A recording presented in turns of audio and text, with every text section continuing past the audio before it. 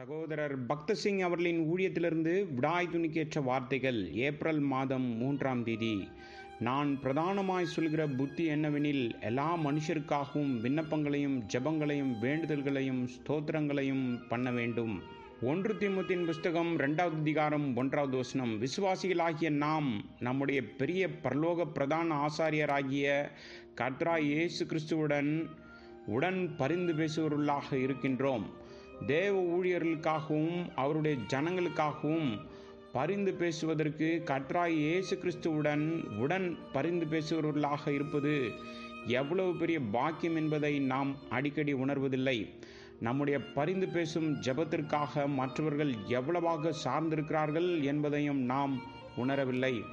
எல்லா விசுவாசிகளுக்கும் மிகுந்த உபத்திரவமும் துன்புறுத்தல்கள் மற்றும் சிரமங்கள் நிறைந்த காலம் இனி வரப்போகிறது. சில விசுவாசிகள் இப்போதும் கூட தங்களை கிறிஸ்தவர்கள் என்று அழைத்து கொள்ள ஆசைப்படுகிறார்கள். ஆனால் கல்லூரியில் சேருவதற்கு, வேலைகளை பெறுவதற்கு அல்லது உதவித்தொகைகளை பெறுவதற்கு தடை ஏற்படுவதால் கர்த்தராகிய இயேசு கிறிஸ்துவின் நாமத்தை ஒப்புக்கொள்ள வெட்கப்படுகிறார்கள்.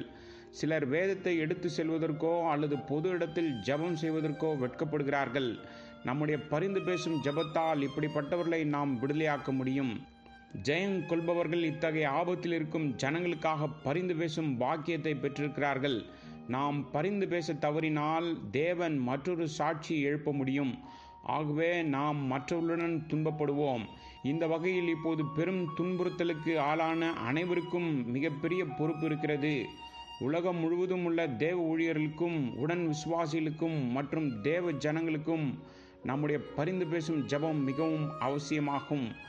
அப்போஸ்தலனாகிய பவுல் தனக்காக பரிந்து பேசும்படி வெவ்வேறு சபைகளில் உள்ள விசுவாசிகளை கேட்டுக்கொண்டே சென்றான். நீங்கள் தேவனை நோக்கி செய்யும் ஜெபங்களில் நான் போராடுவது போல நீங்களும் என்னோடு கூட போராட வேண்டும் என்று நம்முடைய கர்த்தராகிய இயேசு கிறிஸ்துவின் நிமித்தமும் ஆவியானவருடைய அன்பின் நிமித்தமும் உங்களை வேண்டிக் கொள்கிறேன். ரோமருக்கு நிருபம் 15வது அதிகாரம் 32வது வசனம்.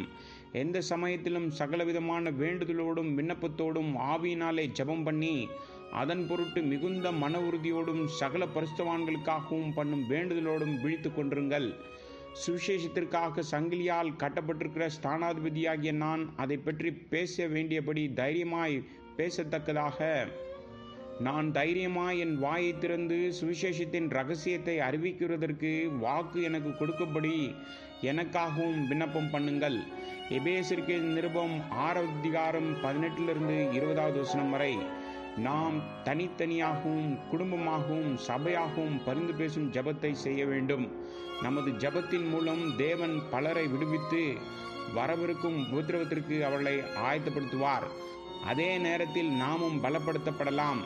தேவ ஊழியர்களுக்காகவும் உடன் விசுவாசிகளுக்காகவும் அங்கும் இங்கும் நாம் சந்திக்கிறவர்களுக்காகவும் ஜெபத்தின் பிரசவ வேதனையை உணர்ந்தவர்களாக பாரத்தோடு ஜெபிக்க தேவன் அதற்கான உணர்வை நமக்கு தருவாராக.